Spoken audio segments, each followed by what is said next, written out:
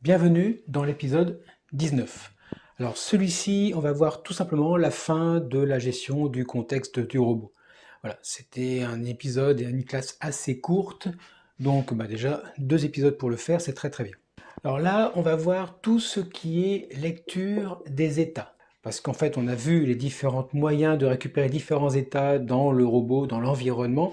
Maintenant, on va vraiment faire cette lecture. Un autre point qui va être délicat, c'est tout ce qui est le marché. Alors, le marché, pas au sens de l'état du marché, mais plutôt est-ce qu'il est ouvert ou fermé? Il y a plusieurs manières de définir si un marché est ouvert ou fermé. J'en ai sorti une, elle est simpliste, mais au moins elle fonctionne. Voilà, c'est tout ce qu'on va voir dans cet épisode, c'est déjà assez conséquent, et après on aura fini la partie contexte, donc ça sera pas mal. Ce que je vous propose avant de partir dans la lecture des états de l'environnement, c'est de cliquer sur la cloche et de cliquer sur l'abonnement, comme ça sera fait, c'est hyper important pour la chaîne. A tout de suite.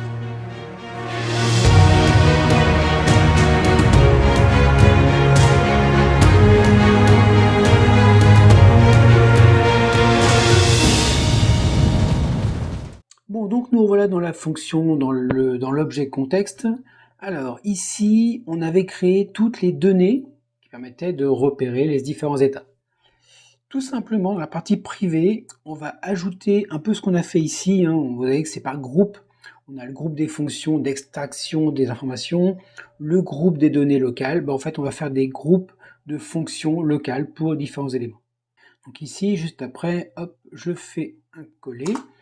Donc on va vérifier, avec des fonctions locales, internes, on va vérifier que le marché est ouvert, les données du marché, l'état du réseau, l'état du courtier, l'état du terminal et l'état du logiciel. Donc pour ces fonctions, on va tout en bas, on va créer la partie private pour repérer donc, les fonctions privées et les fonctions publiques. Alors je vais commencer à créer le prototypage de celle-ci, mais comme elle n'est pas très simple, on va juste passer dessus très rapidement.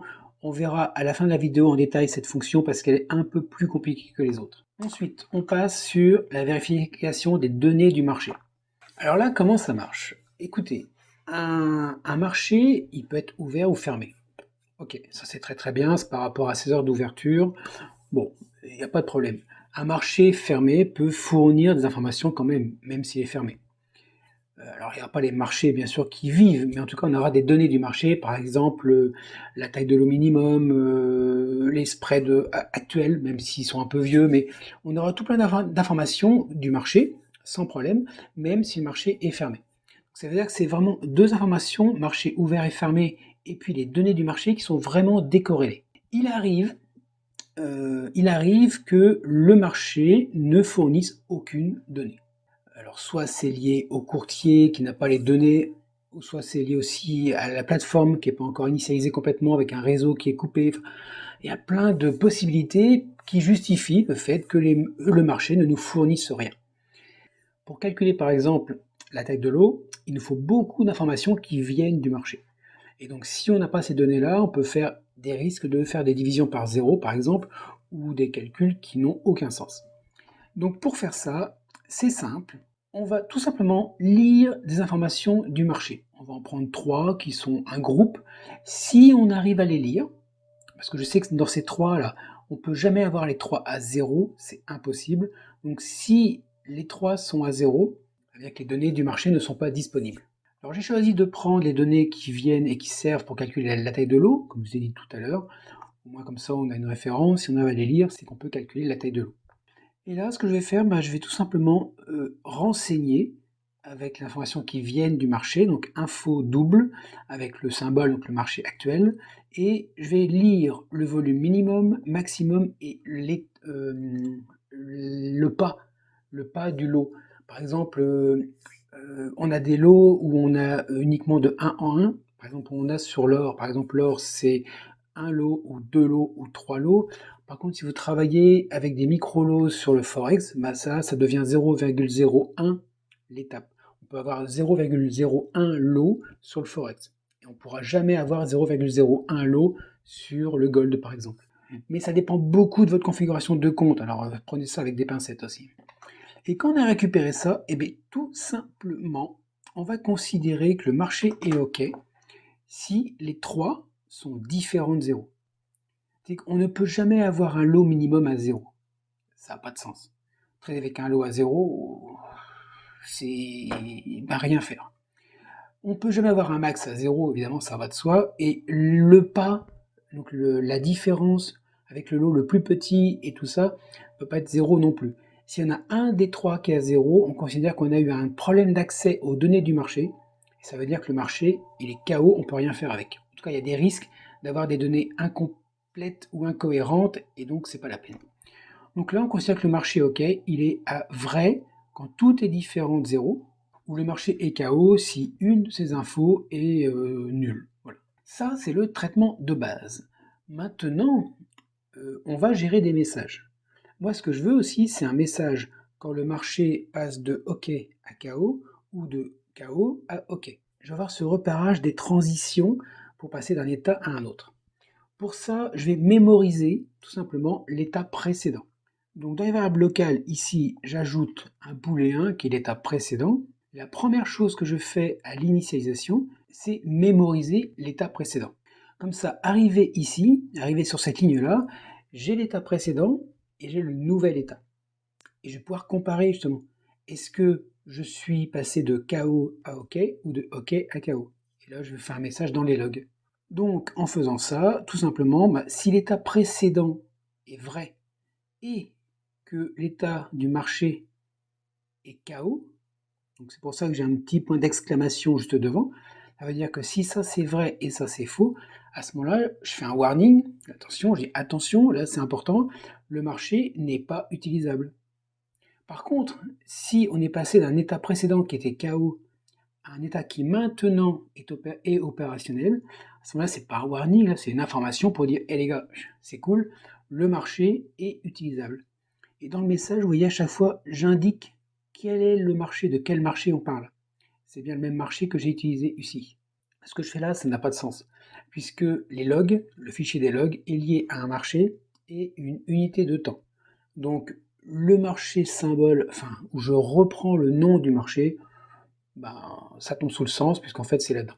Par contre, si un jour vous faites un robot qui travaille sur plusieurs marchés, ça sera important de savoir de quel marché on parle. Donc, voilà, tant qu'à faire, j'ai prévu pour l'avenir. Cette fonction-là, en tout cas, la partie organisation de cette fonction, ça va être la même chose pour toutes les autres informations. Il y a juste la petite information ici qui va nous servir pour gérer l'information vrai-faux de ce que l'on va tester qui sera différente. Mais pour le reste, c'est quasiment pareil. On passe donc à toute la partie vérification du réseau. Comme précédemment, on a une variable locale qui est l'état précédent. Dans l'initialisation, on va tout simplement mémoriser l'état précédent. Et dans l'état, l'état ici, c'est assez simple par rapport à avant, c'est qu'on va récupérer une information du terminal ici, qu'on va convertir en booléen parce que ça, en fait, ça nous retourne un entier. Donc, c'est simplement une information qui est terminal connected. Donc là, on regarde de quoi ça cause. Donc, on l'a sur cette ligne-là. Ça veut dire que c'est une information booléenne qui nous retourne vrai si on est connecté à un serveur de trading. Donc, quelque part, le réseau est opérationnel. Donc, le fait que le type de l'information soit booléenne, ça veut dire que moi, ce que j'ai mis ici de conversion, on peut le retirer. De toute façon, ça n'aurait pas posé de problème, on aurait juste eu un warning, mais voilà, on peut le retirer, ça sera vraiment un booléen. Et pour la fin du traitement, c'est comme on a vu tout à l'heure, pareil, c'est que si l'état précédent et l'actuel état du réseau est KO, on fait un warning pour dire que le réseau n'est pas connecté, et sinon on fait une information pour dire que le réseau est connecté. Vous voyez, je vais comme par rapport à l'autre, c'est deux tests différents. On ne peut pas faire ici un else. On veut vraiment que les transitions. Si vous mettez un else, vous allez avoir beaucoup trop de messages à chaque cycle, ça va pas être beau. Donc attention, c'est bien deux conditions différentes avec deux blocs de traitement différents. Maintenant, on va passer à la suite avec l'état du courtier. Donc pareil, je vous le fais très rapide. On a la variable locale avec la mémorisation de l'état précédent. Donc attention quand on fait du copier-coller. Attention, les noms sont différents ici. Je vous le dis parce que je me suis fait avoir. Là, l'extraction de la donnée, ça sera du account info integer avec est-ce que le trade est autorisé et est-ce qu'on autorise le trade par un expert advisor, donc un robot de trading. Donc là, on va aller voir dessus, LED, référence. Donc c'est bien ces deux informations ici. Donc là, le trade est autorisé pour le compte courant, donc pour votre compte de trading, et aussi le trading est autorisé pour un expert advisor, donc pour un robot de trading. Ça, c'est en fonction de votre configuration de compte. Et ça, pareil, attention, ça veut dire que si jamais c'est pas bon, là, faut peut-être contacter votre courtier pour indiquer que vous voulez faire du trading par un robot de trading. Voilà, ça, vous pouvez pas le configurer par la plateforme. Les données sorties sont des booléens, ce qui fait que pareil, quand j'ai mis le bool ici, parce que j'étais un peu trop généraliste, pour moi ça sortait un integer. Bon voilà, on peut le faire comme ça marche très bien. Preuve, je compile, et ça marche. Faites la compilation régulièrement quand vous ajoutez du code, ça vous évite de cumuler les erreurs quand vous avez plein de modifications faites comme ça. Et ensuite, là, on va faire pareil que tout à l'heure, les états suivant la transition de OK à KO ou de KO à OK. On fait un warning dans un côté, puis un info de l'autre. Alors, si vous voulez ajouter d'autres informations pour valider, par exemple, un réseau ou le courtier ou autre chose, dites-le en commentaire. Moi, j'ai fait quelque chose de assez simple, mais on pourrait ajouter d'autres choses. Sauf que si vous cumulez plus d'informations et que l'information est KO, vous ne saurez pas forcément d'où vient le problème. Donc j'ai préféré moi faire plusieurs petits détails, et on verra d'ailleurs dans la fonction visu qui va afficher à l'écran les différents états, ça va nous servir. Plutôt que d'avoir un espèce de gros agglomérat d'états, et quand c'est KO, on ne sait pas où chercher l'information pour débugger le problème. Donc attention à ce que vous faites. Mais allez-y, hein, dites-le en commentaire si vous ajoutez des choses, ça servira toujours. Ensuite, on va vérifier l'état du terminal. Alors, je vous le mets en bloc directement. Donc, on retrouve la variable locale. On retrouve l'initialisation avec la mémorisation de l'état précédent. L'extraction, ça, c'est le trade load sur le terminal. Là, c'est la configuration que vous faites sur votre terminal pour autoriser le trading par Expert Advisor, par un robot. Et puis après, pareil, la transition, est-ce qu'on est passé de KO à OK ou de OK à KO, avec un petit message, soit en warning, soit en information. Je vais quand même vous montrer là ce que ça veut dire. LED, référence. Voilà, donc on a ici permission de trader. Et quand vous êtes sur LED MQL4, alors je pense que MQL5 c'est pareil, vous avez des liens ici, typiquement permission to trade, on clique dessus, et on va directement sur l'information pour autoriser ici le trading, où on voit ici Load Automated Trading. C'est-à-dire qu'on autorise le trading automatique. Avec après des moyens aussi pour protéger en cas où on change d'unité de temps, ou on change de marché. Voilà. Vous avez aussi des petits boutons dans la partie supérieure où vous pouvez cliquer dessus. Vous voyez, il y a pas mal d'informations qui sont données. Il y a même aussi la partie ici, où aussi, mais ça c'est quand on glisse le robot, c'est plutôt l'état de logiciel. On verra tout à l'heure. Ou pareil, on peut autoriser le trading automatique en live. Voilà, tout est marqué, hein. Vous avez une page qui est complète, on a même l'information où les récupérer, aussi bien sur le terminal info integer ou le MQL info integer. Vous avez tout dans ces pages-là. Et d'ailleurs, c'est une bonne transition pour faire la dernière fonction qui est l'état du logiciel. Où là, on fait pareil, hein, l'état précédent. Et vous voyez, c'est MQL info integer. Donc c'est ce qu'on a vu ici, hein, MQL info integer. Ça, c'est pour le robot. Donc vous avez bien plusieurs niveaux d'autorisation de trading. On a la plateforme, et on a le marché potentiellement, le courtier et le logiciel. Ça fait pas mal de choses qui peuvent éventuellement bloquer votre robot. C'est vraiment très important de dissocier tous ces cas parce que vous aurez peut-être des actions à mener, soit de la configuration simple avec un bouton à cliquer, ça va, ou contacter votre courtier. C'est important de le savoir. Voilà pour toutes les petites fonctions d'état de votre contexte du robot. Marché ouvert, on verra encore tout à l'heure. Là pour l'instant, je vais revenir ici dans le cyclique. Alors pourquoi je viens ici? Parce que c'est dans le cyclique, donc dans l'appel cyclique de toutes les fonctions de vérification du contexte, qu'on va appeler toutes ces fonctions.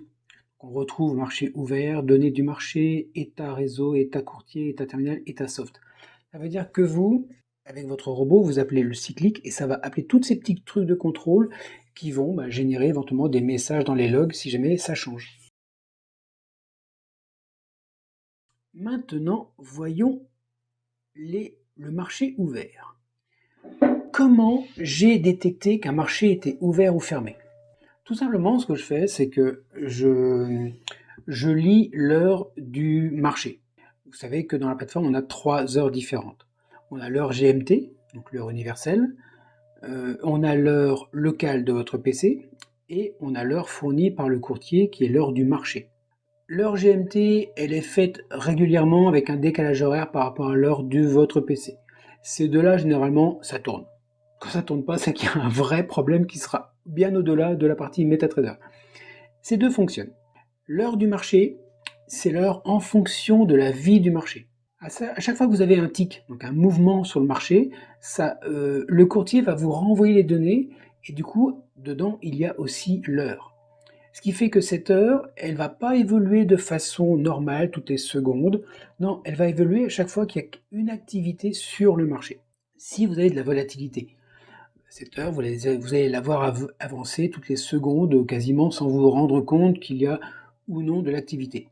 Par contre, s'il y a peu de volatilité, par exemple, il y a un mouvement toutes les 3 secondes, cette heure, elle va avoir des sauts comme ça de 3 secondes, puis 5 secondes, puis 1, puis 2, puis 5, et ça va pas forcément être très très linéaire, ce qui pose pas de problème. Par contre, moi j'ai pris l'idée de dire, si pendant 1 minute, qui est long pour un marché financier, si pendant 1 minute l'heure de marché n'a pas bougé, je considère que le marché est fermé. Il y a d'autres solutions, n'hésitez pas à le dire en commentaire, mais moi j'ai pris ça comme idée de dire, voilà, j'ai un time-out quelque part de 1 minute, et si ça ne bouge pas pendant cette minute, le marché est fermé. Qu'est-ce qui peut arriver? Ça veut dire que moi je vais avoir environ 1 minute de retard dans ma décision de dire que le marché est ouvert ou fermé. C'est pas gênant, de toute façon le robot va travailler lui uniquement sur changement de bougie. Si ça bouge pas pendant 1 minute, pas de nouvelles bougies non plus. Le problème qu'il peut y avoir, c'est des fausses informations.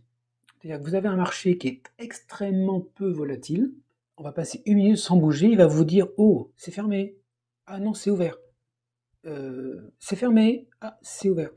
Voilà. Ça m'est arrivé quand je fais mes tests, j'ai laissé tourner pendant 3 jours consécutifs. La nuit, vraiment, sur certains marchés, il n'y a personne sur les marchés. Vraiment personne. Et du coup, j'ai l'information ouvert-fermé qui arrive de temps en temps dans la nuit. Bon, ça pose vraiment aucun problème. Puisque les bougies, enfin moi, de toute façon, je mets les heures de trading quand j'ai de la volatilité. Donc du coup, c'est pas gênant. Pour gérer ça, il me faut une valeur interne qui est la dernière heure mémorisée où le marché a bougé. Donc je retourne dans les valeurs privées et je vais ajouter 2 informations. La première, qui est un entier non signé, uint, c'est un contrôle qui va regarder le tick. C'est ça qui va me servir de calculer ma minute d'écart entre le moment donné où le marché est devenu figé. Voilà. Ça, c'est pour contrôler ma fameuse minute. Et ça, c'est pour mémoriser la dernière heure du marché. Donc ça, si jamais cette valeur est figée, là, si ce temps serveur est figé, je compte, grâce à ça, le début de ce moment d'inactivité.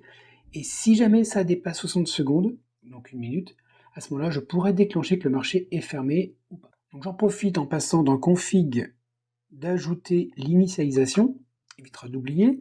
Donc là, tout simplement ici, dans le temps serveur, je lis le temps du serveur, c'est ma référence. Et le getTickCount, c'est une fonction qui récupère le nombre de millisecondes depuis le lancement de l'application. Je vous le montre ici. Donc c'est bien un type uint, c'est pour ça que le type de la variable c'était du uint.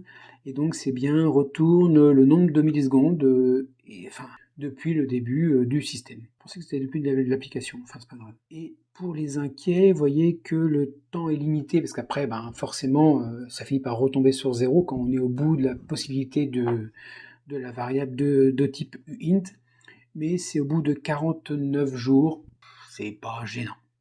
Franchement, c'est pas gênant.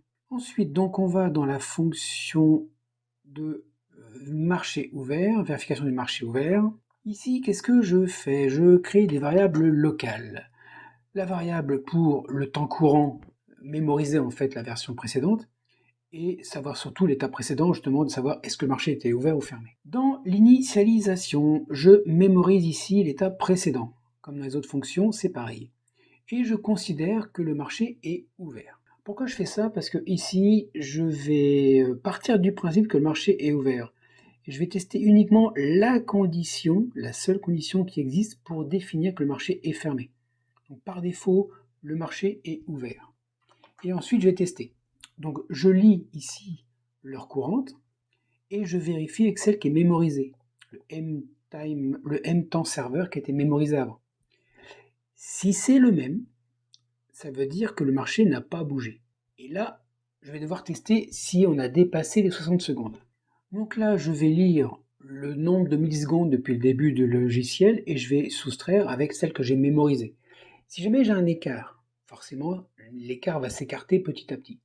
Par contre, si c'est supérieur ou égal à 60 000 millisecondes, donc 60 secondes, à ce moment-là, je considère que le marché est fermé. Si ça ne dépasse pas, je ne fais rien. Donc ça veut dire que le marché sera considéré comme étant ouvert. Et puis par contre, si le temps est différent, à ce moment-là, je vais mémoriser, tout simplement. Je vais mémoriser le nouveau temps de serveur qui est ma référence temporelle. Et puis, je vais mémoriser aussi le contrôle de temps pour le remettre pile au moment donné où le marché a été bougé. Comme ça, j'ai ma référence qui peut bouger, et je recadre dès que le marché bouge. Et puis ensuite, c'est comme le reste, on avait déjà vu ça pour les autres. Si j'ai une transition que en fait le marché est ouvert et qu'avant le marché était fermé, en tout cas considéré comme fermé, à ce moment-là, j'indique que le marché est ouvert. Et si jamais c'est l'inverse, ça veut dire que j'ai une information de fermeture du marché, en tout cas de marché figé plutôt, je devrais dire. À ce moment-là, je fais un warning pour dire attention, j'ai dit le marché est fermé. C'est un abus de langage. Le marché est figé depuis 1 minute. Ce serait plutôt ça que je devrais mettre. Voilà, vous voyez, ça ressemble beaucoup au reste, sauf qu'il y avait cette petite particularité d'avoir un temps de référence et un temps qui me montrait en fait quel était le décalage, donc la partie, le nombre de temps où le marché ne bougeait plus. Alors pour être sûr, je vais compiler. J'ai pas fait de bêtises, c'est bon. Et voilà, écoutez, les contextes, c'est fini. Un petit module sympathique qui peut vous servir pour d'autres projets. Donc n'hésitez pas. La prochaine fois, on va travailler sur l'aspect monnaie. Donc une nouvelle classe qui va gérer tout l'aspect money management avec des fonctions vraiment plus complexes, que ça va vraiment taper sur des sujets très particuliers entre MT4 et MT5 qui sont différents. Les traitements vont être un peu plus lourds, mais j'ai limité, j'ai fait vraiment uniquement l'essentiel.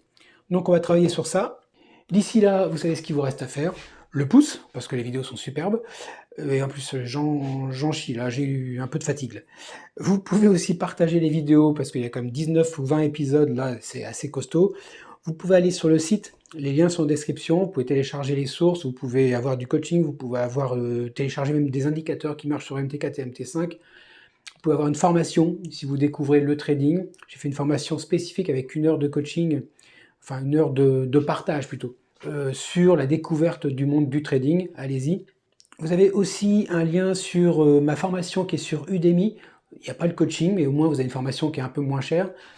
Tout ça, c'est en description. Allez-y, c'est pour vous. Et puis d'ici là, après le partage, le like, le pouce, il y en a encore un. L'abonnement, évidemment.